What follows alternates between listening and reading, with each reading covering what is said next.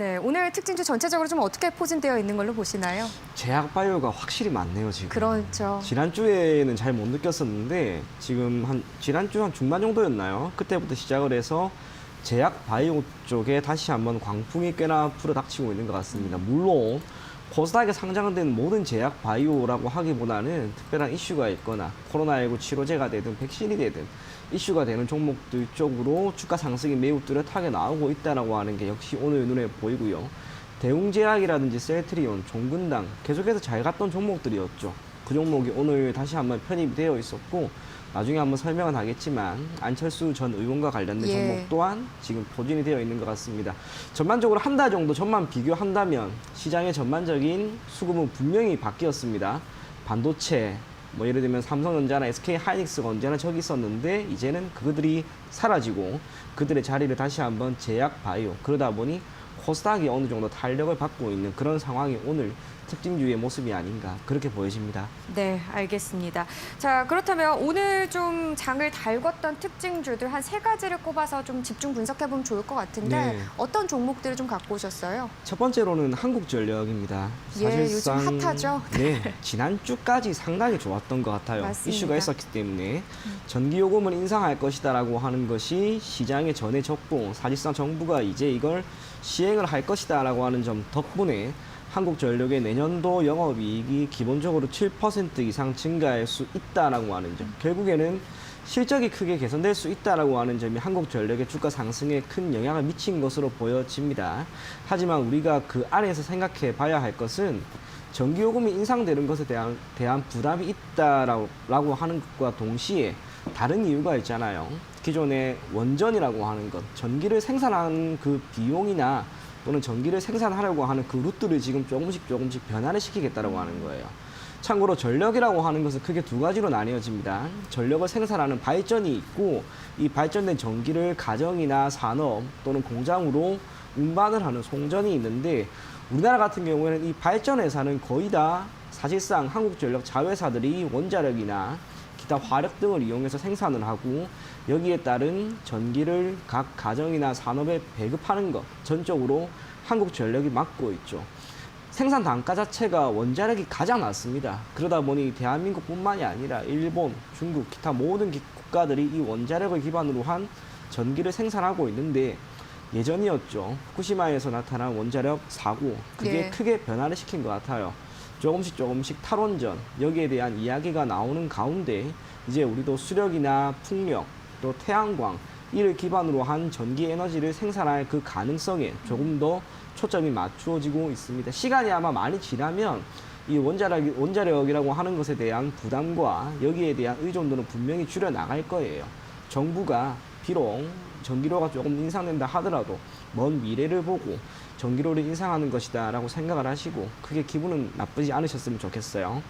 한국전력 주가는 이틀 동안 크게 뛰었습니다. 오늘 약간의 보합권 그리고 약보합권을 보이고 있는데 240일 기준 신고가를 다시 한번 경신했다고 하는 점과 거래량이 한번 크게 튀었고 주봉상으로도 지난 2019년 12월에 찍었던 그 가격대를 지금 돌파하려고 하는 움직임이 나왔기 때문에 이제 36,000원 정도까지는 여러분들이 보시면서 대응하면 좋지 않을까 그렇게 생각이 됩니다.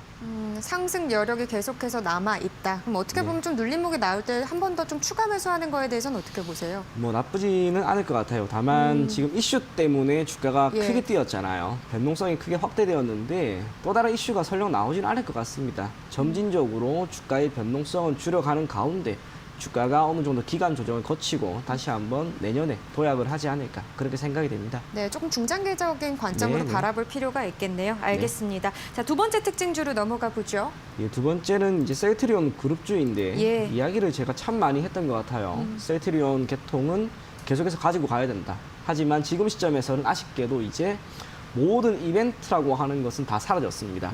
예전에 인수합병과 관련된 이야기와 코로나19 치료제에 대한 기대감과 그것이 긴급 사용 승인이 될 것인가 이제 모든 게 사라졌어요.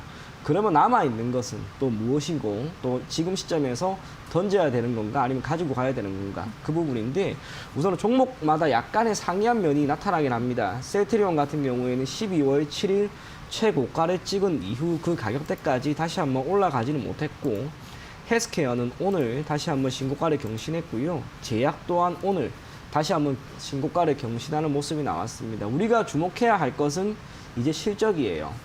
코로나19 치료제가 나왔을 때 이것이 나타낼 또는 기업에 안겨다 줄 그 엄청난 경제적 파이는 쉽게 가능하기는 힘들 것 같습니다. 지금 보이고 있는 기업들도 다른 제약 바이오 섹터에 있던 기업들도 이 코로나19 치료제나 백신 관련된 이야기가 나오면 주가가 급등이 나오지 않습니까? 물론 셀트리온 같은 경우에는 원체 덩치가 크다 보니 상대적으로 주가의 변동성이 낮게 보여질 뿐 셀트리온이 최근에 보였던 이 정도의 변동성이라면 저는 엄청나다고 생각을 해요. 그리고 실적은 내년 1분기나 2분기보다는 대략 3분기나 4분기 길게 보면 2022년까지도 저는 셀트리온의 실적 개선은 충분히 나타날 수 있을 것으로 보여집니다. 그렇다면 우리가 이 셀트리온이라고 하는 이 기업 그룹이 가지고 있는 전반적인 주가가 단기적인 조정에 크게 개의치 말고 한번 장기적으로 가지고 가보자라고 하는 게 더 좋은 투자가 되지 않을까 그렇게 생각을 해요. 셀트리온부터 보면 지금 40만 원 우선 돌파를 지난번에 한 이후로 약간의 조정이 나왔습니다만 예. 지금 구간에서 크게 주가가 하락을 한 게 아니죠. 그리고 치료제에 대한 어떤 부작용이 나온 것은 아니다라고 하는 점에서 계속해서 가지고 가시고요. 제가 지난번에 한번 75만 원 정도 이야기했는데 상당히 높은 가격이긴 합니다만 그래도 한번 가지고 가면 또 좋은 결과 있지 않을까 그렇게 보여지고 셀트리온 헬스케어 같은 경우에는 대략 30만 원까지는 정말 보십시오. 해외 판매가 본격적으로 이루어졌을 때 가장 큰 수혜는 바로 이 셀트리온 헬스케어가 맞습니다. 그래서 30만 원까지 한번 가지고 가시고요. 셀트리온 제약 같은 경우에도 지금에서 약 한 1.5배에서 최대 2배 정도 40에서 45만 원 정도까지는 여러분들이 보고 장기적으로 가지고 가면 좋지 않을까 그렇게 생각이 됩니다. 네, 어쨌든 전반적으로 셀트리온 그룹주 같은 경우 역시 좀 중장기적으로 계속해서 네. 좀 갖고 가는. 요즘 전문가분들께서 특히나 좀 중장기적인 관점에 대해서 더 좀 집중을 하시는 것 같아요. 네, 시장이 이래서 그럴까요? 네, 시장이 단기적으로 사실 그랬잖아요. 아까 앵커 예. 브리핑 시간에도 그랬지만 코스닥이 전 세계에서 1위였고 코스피가 4위였고 시장이 정말 많이 올랐습니다. 그럼 이러한 상황에서 조정이 나오고 다시 한번 랠리가 이어졌을 때 보였던 것처럼 대한민국을 대표하는 섹터에 속한 종목들의 주가 흐름이 좋았다라고 하는 점에서 지금 시점에서는 아마 중기나 장기적으로 여러분들이 보는 게 더 좋지 않을까 그렇게 생각이 됩니다. 네, 알겠습니다. 자, 그렇다면 마지막 특징주도 기대가 됩니다. 어떤 종목인가요? 네, 써니전자인데 정치 테마주예요. 네. 아마 다들 아실 겁니다. 사실 써니전자라고 하는 기업이 가지고 있는 뭐 전기전자 섹터에 속한 기업이고 실적이 어떻고 재무가 어떻고 그런 부분은 사실 중요하지가 않습니다. 다른 이유는 아니고 주가라고 하는 것은 이 주가에 영향을 미치는 변수라고 하는 게 다양히 존재해요. 그런데 써니전자와 같은 이런 정치 테마주는 거의 대다수가 한 가지 변수, 단일 변수에 따라서 주가가 움직입니다. 안철수 전 의원이 어제였죠. 서울시장에 출마할 것이다라고 하는 것을 발표함과 동시에 오늘 주가가 써니전자, 알랩 이런 관련된 기업들의 주가가 크게 올라가고 있습니다. 그렇다면 과연 이 안철수 전 의원이 서울시장에 당선이 된다 하더라도 주가는 계속해서 올라갈 것인가? 당연히 아니겠죠. 이슈라고 하는 것이 나왔을 때 주가는 언제나 크게 튑니다. 그래서 여러분들이 이 써니전자와 같은 기업은 가급적이면 단기적으로만 접근을 하시고 오늘 크게 움직임이 나왔을 때 정리하는 게 좋지 않을까 그렇게 생각이 됩니다만 정치 테마에 꽂힌 대선 테마는 조금 다릅니다. 대선은 아직까지 시간이 많이 남아있기 때문에 현 시점에서 주력 대선 주자로 꼽히는 뭐 이낙연 당대표라든지 이재명 경기도지사 그와 관련된 기업들은 포트폴리오에 조금씩 담아 보시고요. 리스크는 당연히 있습니다. 하지만 리스크에 대한 보상으로 우리는 수익을 기대할 수 있는 거예요. 거기에 따라서 내년 대선까지 어느 정도는 지켜보시면서 관련된 대선 정치 테마주는 지금이라도 한번 눈여겨보면 좋지 않을까 그렇게 생각이 됩니다. 네, 결국은 굵직한 이런 이벤트들까지 또 테마가 유효할 수 있는 거니까요. 네. 이런 시점들을 또 좀 하나하나 좀 살펴보시는 것도 좀 네, 그래야 좋겠죠. 되겠네요. 어떻게 그럼요. 보면 네, 단기 테마인지 아니면 네. 조금 더 길게 볼 테마인지를 좀 옥석 가리게 하셔야 될 것 같습니다. 알겠습니다. 이렇게 세 가지 또 알아봤습니다. 오늘도 고맙습니다. 네, 감사합니다.